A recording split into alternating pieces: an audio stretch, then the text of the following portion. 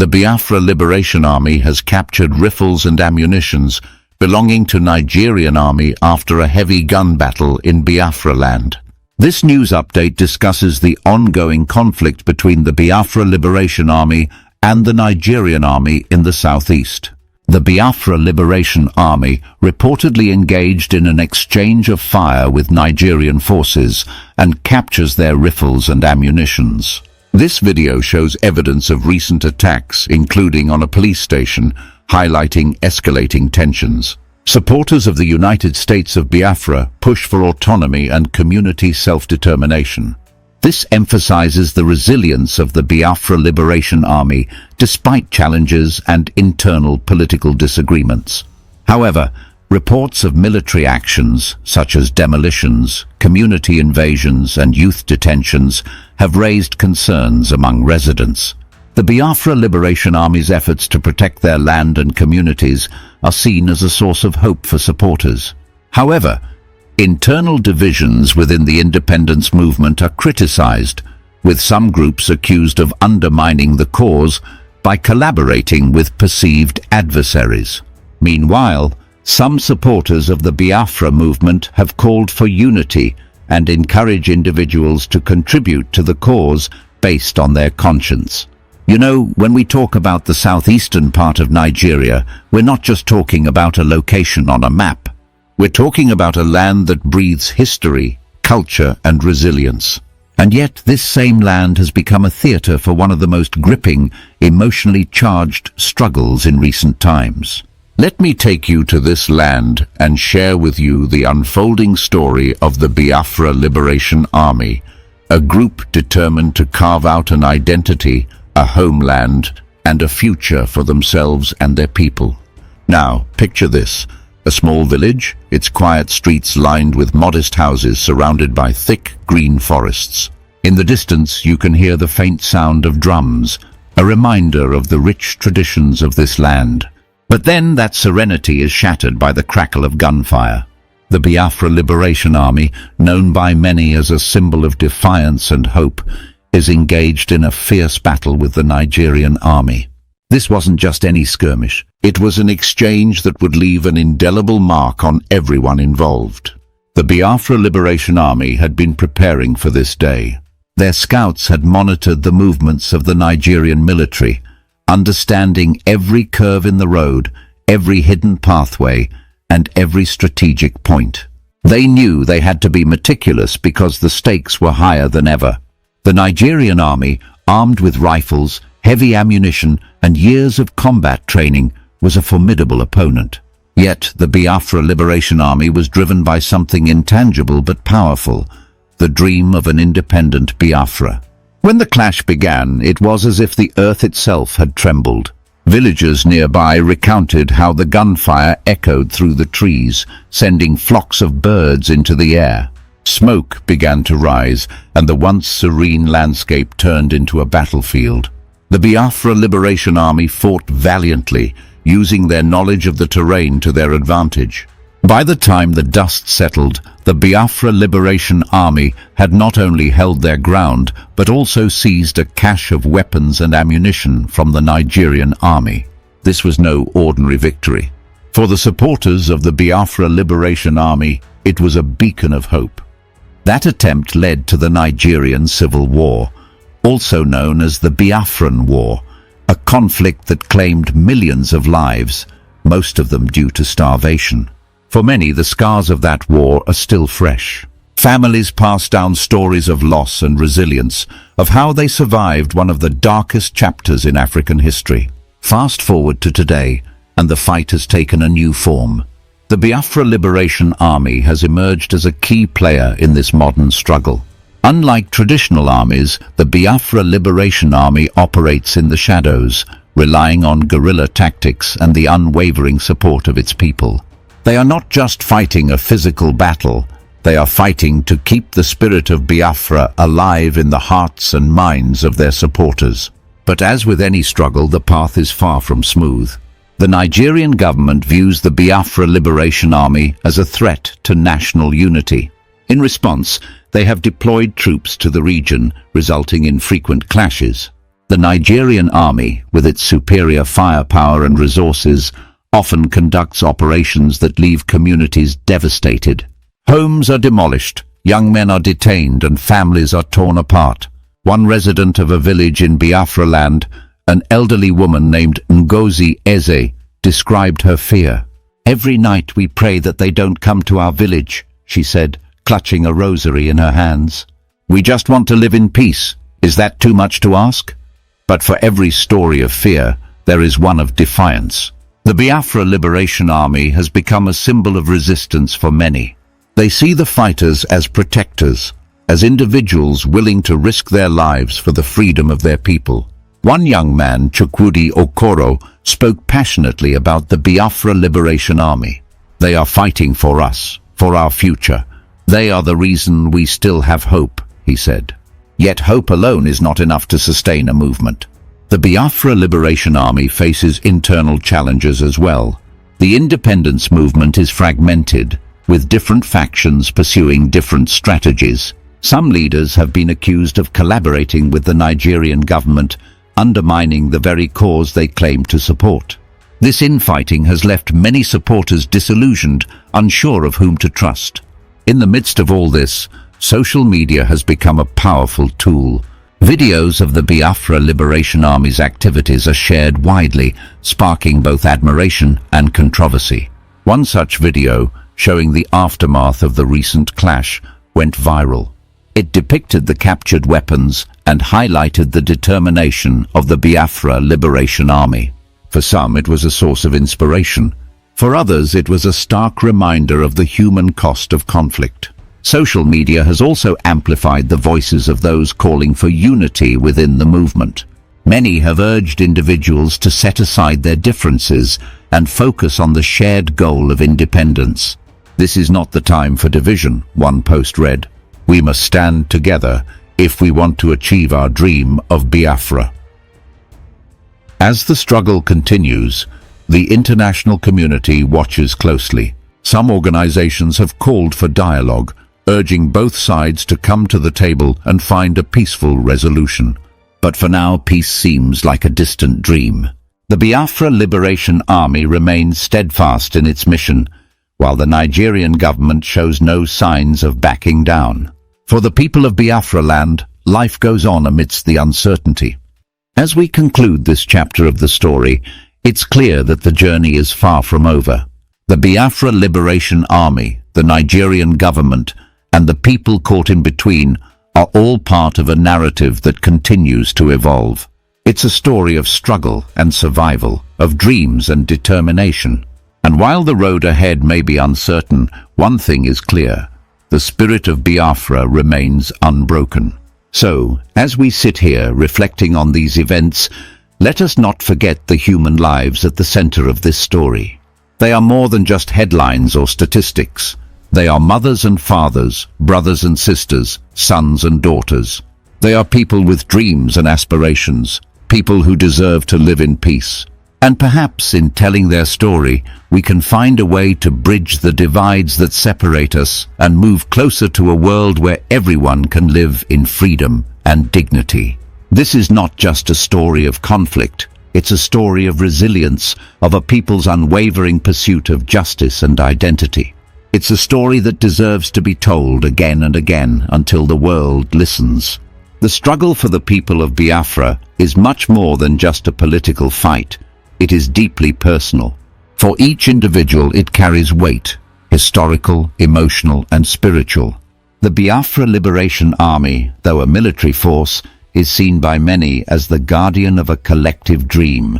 This dream, deeply ingrained in the hearts of many in the southeastern region, is not just for a separate nation, but for the ability to live freely and with dignity. It is a dream that stretches back generations, a dream that has yet to be fulfilled. One of the core aspects of this movement is the role of the youth. These are the individuals who have inherited the legacy of Biafra's history, the pain of the Biafran War, and the hope for a future that is more equitable and just. Many of the young men and women in the Biafra Liberation Army are driven by the stories their elders have passed down, stories of how their ancestors fought for survival in the 1960s in what was one of the bloodiest conflicts the continent has seen. These stories are etched into the minds of every young person who believes that Biafra's independence is not just a political ideal, but a right that has been denied for too long. However, with the rise of the Biafra Liberation Army, there has been a growing sense of urgency in the region. The days of peaceful protests have given way to more confrontational tactics, and the younger generation is more radicalized, driven by the belief that now is the time to take action. Some see it as a desperate move, others believe it is a necessary one. The Nigerian army, which has long been a symbol of authority and power, now finds itself embroiled in a conflict that seems to have no easy resolution. But even in the midst of all this, the internal divisions within the movement cannot be ignored. It is a coalition of various factions, each with its own leadership, strategies, and ambitions. Some leaders have accused others of being self-serving, of putting their personal interests ahead of the collective goal of achieving Biafra's independence. This infighting is a significant issue, one that has hampered progress and created confusion among the supporters of the movement. There have been accusations that certain leaders have been in secret talks with Nigerian authorities, offering concessions in exchange for personal gain. This betrayal, if true, has only served to deepen the divide within the movement. I just want to give you updates on what is going on between Nigerian government, Nigerian army, and Biafran Liberation Forces. So what you are seeing here is the recent, assignment of Biafran Liberation Army. They went to this police station, and the rest is history, as you can see here. I am laughing because it's funny. It's funny because when they claim they know what they're doing, when they claim that they have Biafrans in their hands and everything, even though Biafran government in Israel and Biafrans are facing a lot of challenges at the moment, but it did not stop, Biafran army to do the assignment. Some of us are not happy when you see people coming on social media to, discuss one or two things, complain about this and that, so, getting themselves involved in politics of Biafrans, which many people have condemned, of course, which is condemnable. Of course, it is condemnable because they are not supposed to do that. But the joy is that the primary duty of the army have not been ignored. They are doing what they need to do. So this is video evidence of what happened. As you can see here, this happened just 22nd of December 2024, yesterday. Okay, so now let me allow the video to roll so that you yourself will be able to hear.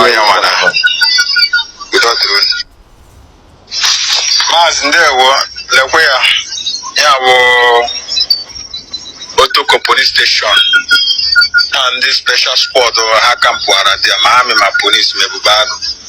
I'm here to channel her this morning. Man is visiting her now.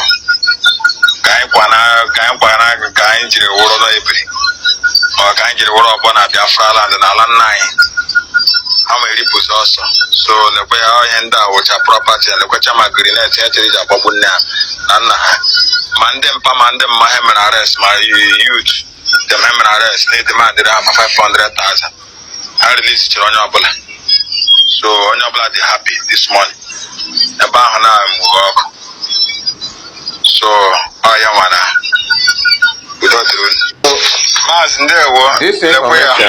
this information is something that many people want to see. I mean, Biafrans have been calling for for army to step up to do the needful, because recently we have this kind of fear that seeing them going through from community to community, demolishing houses in varying communities and kidnapping many people, youth especially, sending them to judgment. That is a thing of concern. And in the midst of the whole thing, then you don't see some people coming on social media to brag that they have access to army, the other people don't have, they do this and do that. But the primary work or job of an army is not being taken care of.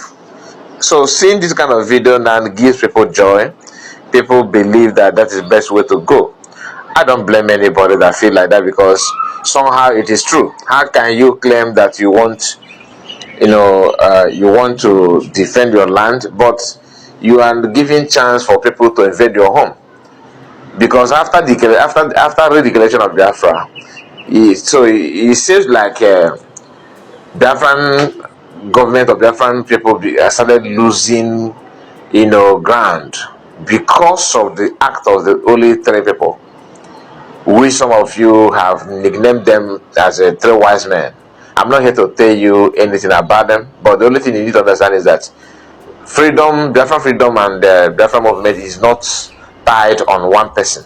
It's not tied on three persons. It's about what people need and the welfare of Biafrans. If you feel that you can offer something that others don't have, you come up and do the needful. Present yourself and assist in any way you can. So this goes to the fundraising going on. Some people are still confused on who to support. You understand? But follow your conscience. Even if you feel that party A is the best or party B is the best, ask yourself before this convention, before this problem, who is your enemy? So if you believe that DOS are not for Biafra, which they have claimed they are not, so if you believe that, then now you are seeing some group that claim they have access to your army, dining and whining with the same group that you have already established that they have nothing to do with your freedom. That should be the easiest way to answer that question. I mean, to find out who is getting it right or who is getting it wrong. That alone should give you an idea of what you want. Because there's no way somebody will say that he don't like Simon Ekpa, Biafran Prime Minister. Not that he said it. He have proven to that he's not, in support of PM. But you are seeing that person coming out every now and then to share idea with DOS on how to attack COS. So you should use that alone to justify, to find out who is getting it right and who is getting it wrong. As simple as that. So this is just a quick reaction, because when I saw this post, I felt that it is worth sharing, because people believe that because of the going back and forward, the changing word attacking each other that is going on now, that nobody is doing anything. In fact, army is now on everybody's village. In fact, the hope is somehow disappearing. But with this kind of video, you understand that it's not what you think. Biafran armies are still, doing that job. That's not the fact. Anyway, hear this before we end this. Let's start from the beginning again.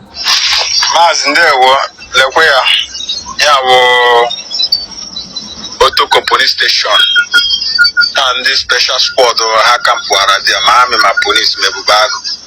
I'm here to channel her this morning. Men is visiting her now. Kainjiri Woro Every or Kainjiri Woro Bona Biafra land and Alan 9. How many Ripples also? So the way I end out with a property and the Kochama Green Babuna and Mandem Pamandem Mahaman arrest my youth. The Mahaman arrest, they demanded 500,000. Only in Biafran land, they are demanding 500,000 to release people that they kidnapped. I don't know about you, but yes, good morning, Biafrans. Good morning to you all. Pending where you are hearing me and watching me from this very wonderful morning, I told you I'm going to be bringing updates that is happening in Finland or what has been happening. Now, this is what happened before the Finnish authority invited Mazi Simon Ekpa. The Nigerian government has actually been, reporting Mazi Simon Ekpa to the Finnish authority. every single day, because, you know, Mazi Simon Ekpa was defending his people from these Nigerian military attacks that is ongoing, even as of today that I'm speaking, in Biafran land. Mazi Simon Ekpa kept blocking them, kept defending his people, and these people were not able to penetrate the villages where they penetrate and buy people. They kept writing, and the Finnish authority just knows that Nigeria is a very corrupt country. So they paid deaf ear. They didn't want to do anything because they know Nigeria government is the worst thing that can ever happen to any country if you get involved with them. So what happened was, now when Tinubu, he was doing some traveling. I hope you guys understand where I'm coming from. This man was doing some traveling, and they advised him on what to do. He was advised to use a woman from our region. Now, I'm not going to mention the country name that said this to this man. So Tinubu now went and brought Bianco Juku. If you check Tinubu's cabinet today, there is no Igbo man anywhere that is occupying any reasonable position in Tinubu's administration, even up to today, undermining the federal character that is enshrined in their own constitution. So what now happened was that they used Bianca to start writing to the Finnish authority. So, and you know, in the Western world, the first people they respect that have more ground than anybody in that country is women. So they respect women a lot. In fact, in the Western world, after woman, it is children. After children, their pets, maybe their dog or their cat. After those ones, before you now see women. So when men were talking in Nigeria, they didn't listen to them because they know that they are very corrupt individuals. They are highly corrupt. So they know Nigeria was a very corrupt country. So they didn't pay attention to them. They didn't even listen to them. So now what now happened was that they now used Bianco Ojukwu to write a petition that Ekpa, their Finnish citizen from Nigeria, is destroying the southeast because she comes from that same region. Can you see the technicality that they used? So now when these people now saw it, and Bianco Ojukwu went to the Finnish embassy and submitted that petition, then somebody brought that petition to their parliament, and they read it and said, okay, Simon Ekpa, come, let's investigate this matter. And as the investigation was ongoing, Nigerian government, they didn't inform them. They don't know what is even going on. Nigerian government is even, adamant of what is going on. Or should I use the word oblivious of what is going on? They don't know what is going on. Now they are investigating, and they now call the same Nigerian government and say, look, you said this man is a terrorist. What evidences have you got? The other day, Musa was granted interview and he was lying to the person that, we have submitted. They've not submitted. The documentation that they submitted was via Ojuku's wife. They do not have any reasonable evidence to bring to the Finnish authority. When these things happened, they were jubilating. And even because, let me tell you why they are very confused. If you watch on the 15th, where Sarahara reported that Simon Ekpa has been taken to one of the most secured prison in Finland. There is nothing like one of the most secured prison in Finland. There's nothing like that. What they have is correctional centers. They don't have anything like we live in the Western world. So these people, they should stop fooling you people, Nigerians. They are trying, like I said in my last video, they are trying to divide you. They are trying to because this is what they've been doing, divide and rule. So they are trying to divide us in our mind so that we will say, Ekpa was even a terrorist. So those things are not even. Now the Finnish authority has now been calling them the Nigeria.